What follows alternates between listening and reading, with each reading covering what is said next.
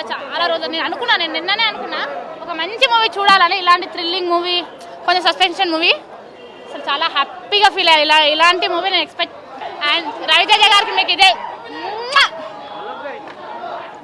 రవితేజ గారికి main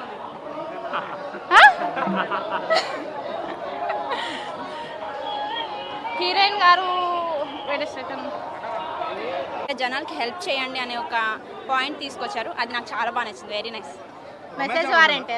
yes, లాస్ట్లో అది మనకు తెలుస్తుంది. అండ్ ట్విస్ట్లు బాగున్నాయి. ఇంటర్వెల్ సీన్ అయితే హైలైట్.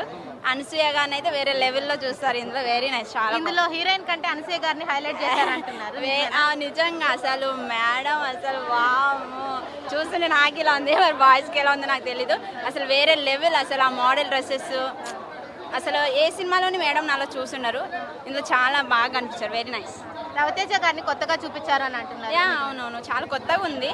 అండ్ స్టోరీ ఇంకా నేను ఎక్స్పెక్ట్ చేసిన దానికంటే బాగుంది, బట్ బాగాలేదని కాదు.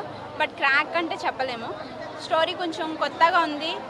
అండ్ కానీ కొంతమంది ఇది వేరే సినిమాలతో కంపేర్ చేస్తున్నారు. దాంట్లో నేను కొంచెం చూస్తే నాకు కూడా సాహో సినిమా చూసినట్టే అని అనిపించింది కొంచెం వరకు.